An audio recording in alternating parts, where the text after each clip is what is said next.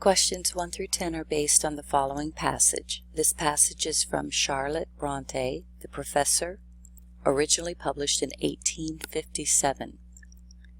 No man likes to acknowledge that he has made a mistake in the choice of his profession, and every man, worthy of the name, will row long against wind and tide before he allows himself to cry out, "I am baffled," and submits to be floated passively back to land. From the first week of my residence in X, I felt my occupation irksome. The thing itself, the work of copying and translating business letters, was a dry and tedious task enough, but had that been all, I should long have borne with the nuisance.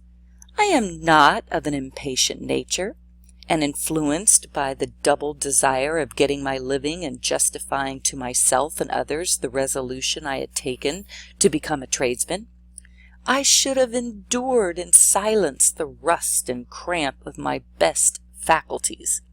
I should not have whispered, even inwardly, that I longed for liberty. I should have pent in every sigh by which my heart might have ventured to intimate its distress under the closeness, smoke, monotony, and joyless tumult of Big Ben Close, and its panting desire for freer and fresher scenes.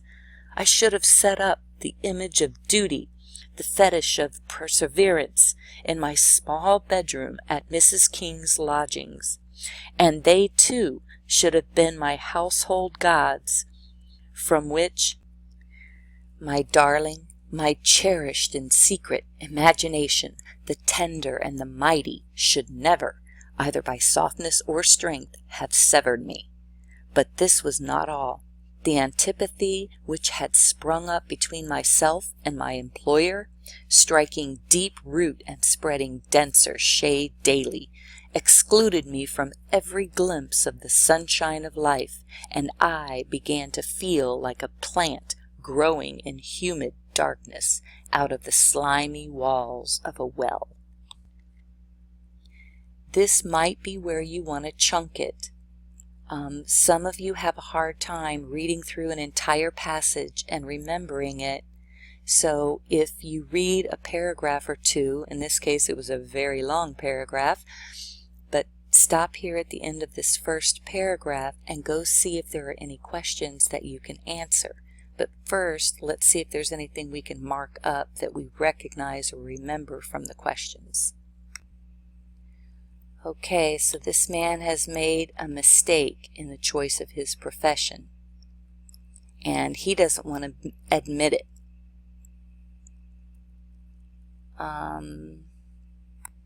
Okay, he's new to the profession. From the first week of my residence, I felt my occupation irksome. So he's not happy with his current job. Okay, he's saying, you know, the work itself, sure, it's dry and tedious, but had that been all, I should long have been born with nuisance. So he could have dealt with it. You know, he's saying, I'm not an immature nature. So he could have lived with that. Now here's kind of where he starts to shift, and he says, you know, I should have endured in silence. I should not have whispered, even inwardly. Let's see. I should have set up my duty and perseverance.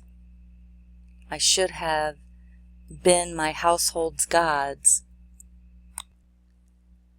But, here we go, switch up. This was not all. The antipathy which had sprung up between myself and my employer, striking deeper root and spreading denser daily, it excluded me from every glimpse of sunshine. So this was worse. Yes, the job was tedious, and he should have put a more positive effort on it, but this just did him in. The fact that he and his boss are having issues. He began to feel like a plant growing in humid darkness out of slimy walls. That doesn't sound like a whole lot of fun, so he's not having the best of times with his employer. So let's go look at some questions. Okay, so looking at question 1, and it's asking about the best summarization for the entire passage, and we haven't read passage 2 yet, but just looking at this from passage 1, A could be an answer, because the character does describe his dislike for his new job and considers the reason why.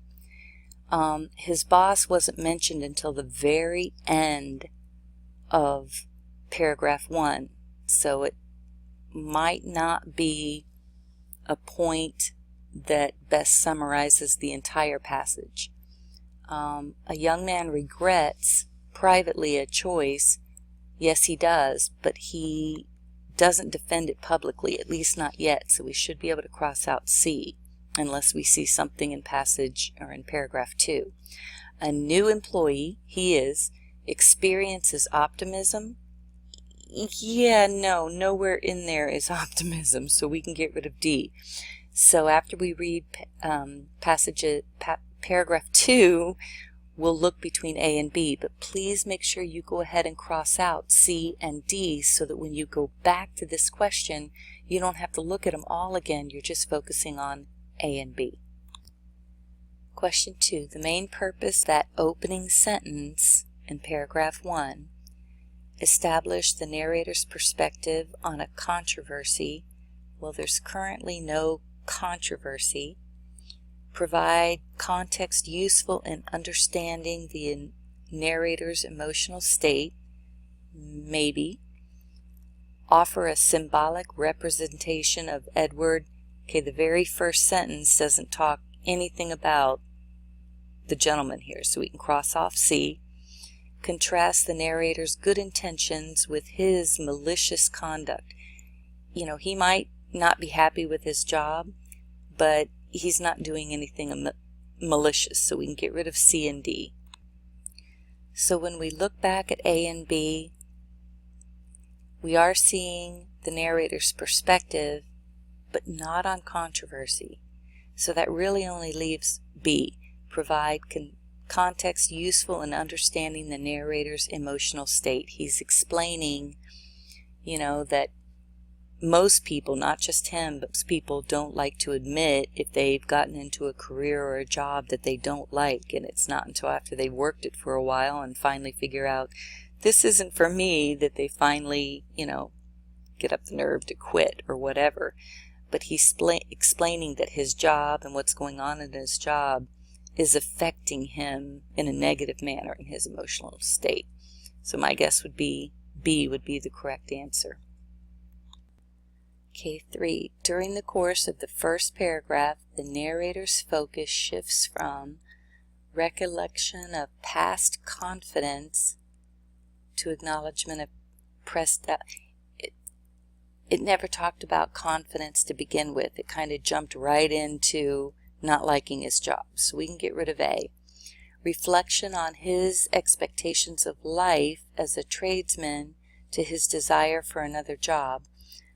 Again, he's saying he's not going to quit in that first passage. You know, he doesn't want to even admit that he's not happy in his job. So we can get rid of B. Now we're down to C and D. A generalization about job dissatisfaction. He's saying no man wants to admit this. And then he kind of gets into the specifics of his own situation, which shows, you know, this job dissatisfaction. So I'm kind of leaning towards C. Evaluation of factors making him unhappy to identifications of alternatives. He doesn't go into, well, if I worked this job, it might make me happier, or if I did this. So the alternatives is what makes D incorrect. So I would probably go with C. Okay, the references to shade and darkness at the end of the first paragraph mainly have which effect? They evoke the narrator's sense of dismay. Sounds pretty good. They reflect the narrator's sinister thoughts. Again, I don't think sinister's kind of evil. I don't think that really goes with it. They capture the narrator's fear of confinement. Nowhere does he mention fear of close places or fear of confinement. They reveal the narrator's longing for rest. He doesn't talk about that. He's not saying his job is so, long that he's exhausted. Pretty much A covers it. When in these lines where shade and darkness is discussed, they evoke the narrator's sense of dismay.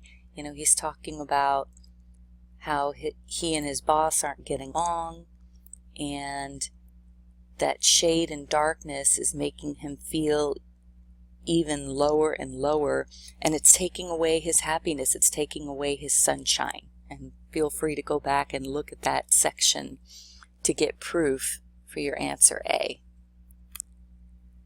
Okay, the passage indicates that Edward Crimsworth's behavior was mainly caused by his own impatience with the narrator's high spirits. Yeah, the narrator doesn't have high spirits. Scorn of the narrator's humble background.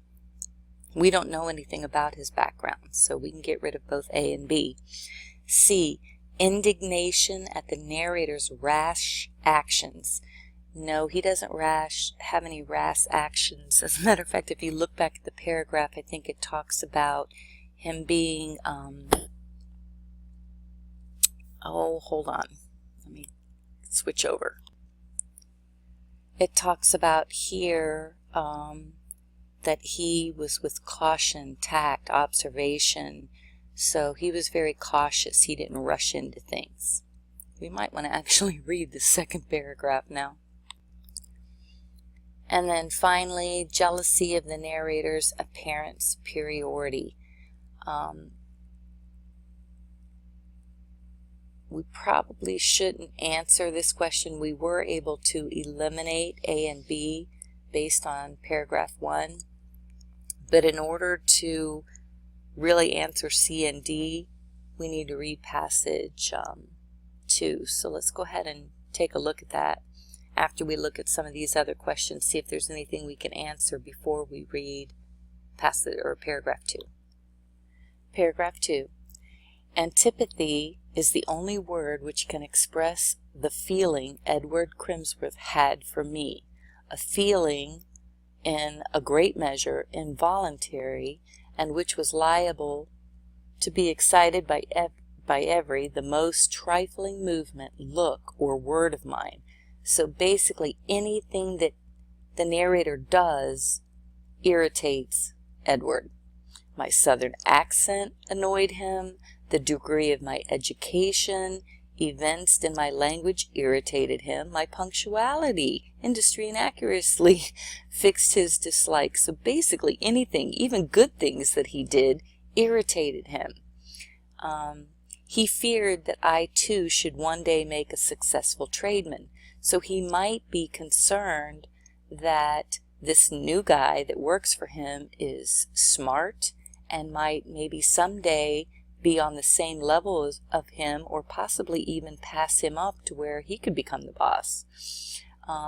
Had I been anything inferior to him, he would not have hated me so very thoroughly. So if there was anything that he could say, all right, he doesn't do this as good as I do, he may not have hated him so much. But the narrator knew that he knew, and what was worse, he suspected that I kept the padlock of silence on mental wealth. So he's saying that his boss thinks he's even smarter than he's letting on, and he's not sharing that information. If he could have put him in some ridiculous position, he would have been happy. And he's looking for a way to get him. But again, the narrator's being cautious.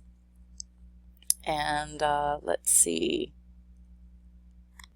Okay, now we're coming across this links thing here. So let's see. prowling and prying, as was Edward's malignity, it could never baffle the lynx eyes of these, my natural sentinels. Day by day did his malice watch my tact, hoping it would sleep, and prepared to steal snake-like on its slumber. But tact, if it be genuine, never sleeps. So his boss was determined. He's not a nice guy. He was determined to try to trip him up.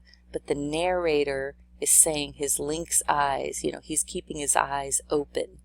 And day by day, even though this guy's watching him, hoping that he's going to catch him off guard, he's saying, he's prepared to be sneaky like a snake, but tact, he, the narrator, never sleeps. Now, obviously, that last statement where he never sleeps shouldn't be taken literal. He does have to sleep like any human. It's figurative, meaning he's never going to catch him off guard. He's never going to catch him not doing his job. I had received my first quarter's wages and was returning to my lodgings, possessed heart and soul with the pleasant feeling that the master who had paid me grudged every penny of that hard-earned pittance. I had long ceased to regard Mr. Crimsworth as my brother. He was a hard, grinding master. I remember something like that from one of the questions. So basically, it's his first paycheck. He's heading home after a day of work. Now, I know it doesn't say that, but he got his wages and was returning to his lodgings, or basically he was returning home. He's in a pleasant feeling. He's got hard feelings towards this, his boss. Basically, he calls him a tyrant. Thoughts, not varied but strong, occupied my mind. Two voices spoke within me again and again. They uttered their same monotonous phrases. One said, "William, your life is intolerable." The other, "What can you do to alter it?" So, he's going back and forth with the same argument that he had at the very beginning. He's not happy with his life, but at this point he doesn't know what to do to change it. So he walked fast, for it was cold, frosty night in January. As I approached my lodging or his home, I turned from a general view of my affairs to the particular speculation as to whether my fire would be out. Looking towards the window of my sitting room, or his living room, I saw no cheering red gleam. So it's cold outside in January. He was hoping to see his fire gleaming through the window, but evidently the fire went out, so his house maybe looks dark and gloomy. So let's go take a look at the questions. Okay, question 5. We've already eliminated some questions. You should have crossed out A for high spirits and B for humble background. Indignation at the narrator's rash actions. We proved that, no. So that leaves us only with D, jealousy of the narrator's apparent superiority. So Edward, his behavior is caused by his own jealousy. 6, the passage indicates that when the narrator began working for him, he viewed Crimsworth as a harmless rival. Maybe. Sympathetic ally? Absolutely not. Perceptive judge. Perceptive is seeing the truth, and he does that, but D, demanding mentor, is probably the best answer, because back in the passage he calls him something like that. Let's go back and look. So it shows here, he's long since regarded him as his brother. He was a hard, grinding master, a tyrant. So tyrant, demanding master, demanding mentor. He was a tough boss. Okay, so which lines showed that he was a tough boss? Well, it was in the second paragraph. So I wouldn't start with these. I'd kind of start at the bottom and work up. Go look at 61 through 62. Okay, so 61 and 62. Hard-earned pittance. I had long ceased to regard him as my brother. He was a hard, but it doesn't go into line 63. So now, because of the evidence, we may have to actually go back and look at question 6. We went with the demanding mentor, but the last lines of the evidence doesn't get to the part with the demanding mentor.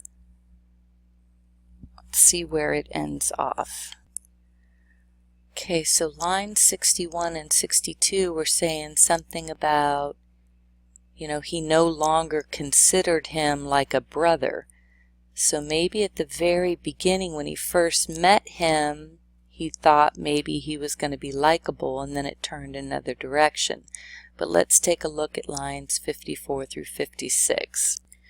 So 54 through 56 says, day by day did his malice watch my tact, hoping it would sleep, and prepared to steal snake like on the slumber, but tact, if it be genuine, never sleeps. Okay, so since the lines of evidence never get to the lines where he refers to him as a demanding mentor, we have to get rid of this.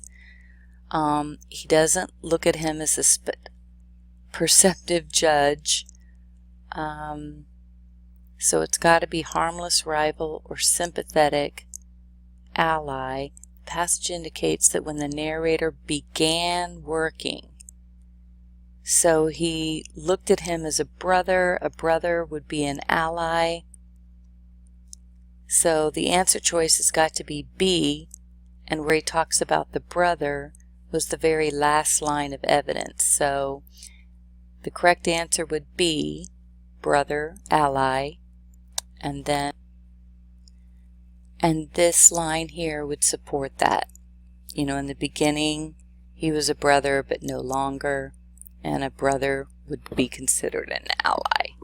Now obviously those of you that only have 13 to 15 minutes and you're trying to answer, you know, 7 or 8 questions instead of 10 because of time constraints, again, these might be the ones that you leave blank, the 3. You know, it might be this one and this one, or, you know, these more difficult ones.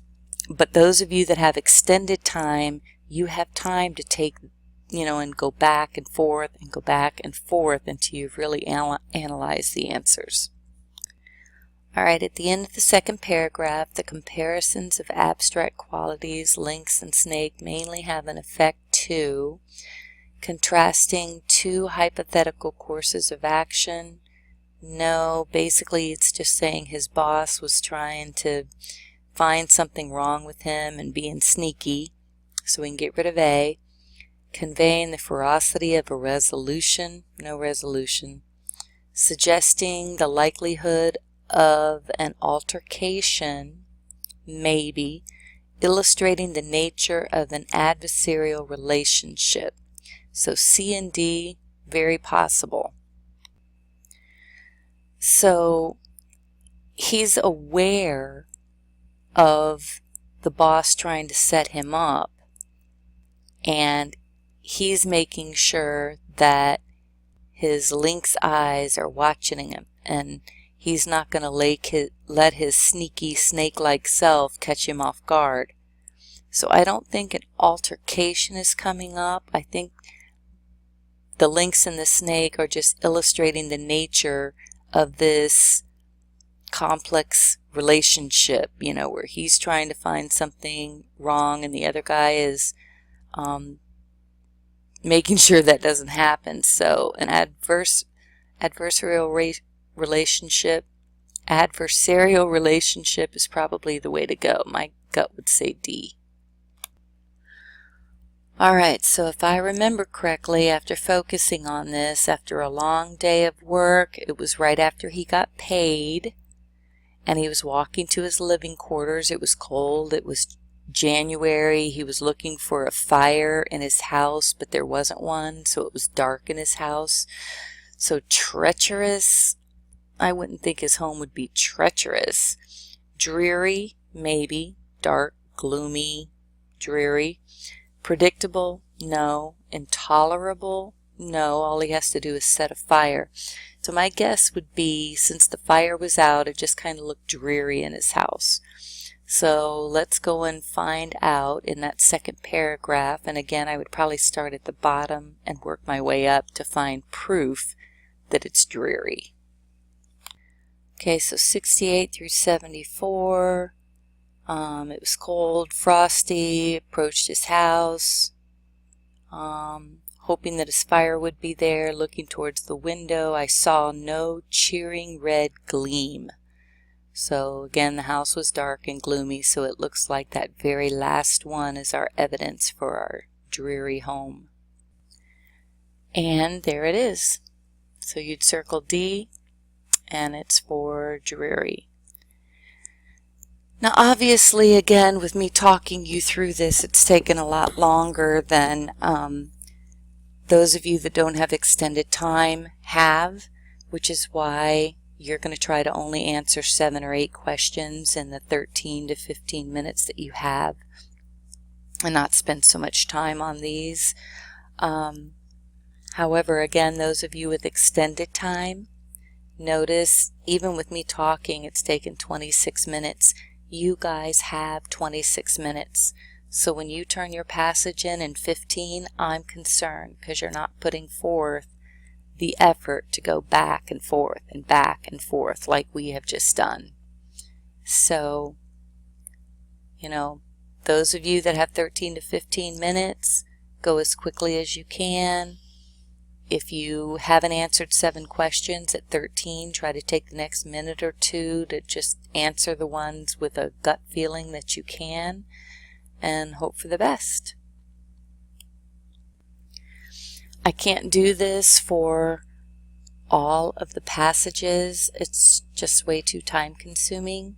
So please make sure that everything I showed you how to do today, that you do. The extended time people do it exactly as I've done it today, marking up text and questions and answer choices and going back and forth. Those of you that have only the hour and 5 minutes, your goal is to answer 7 or 8 questions out of the 10 or 11.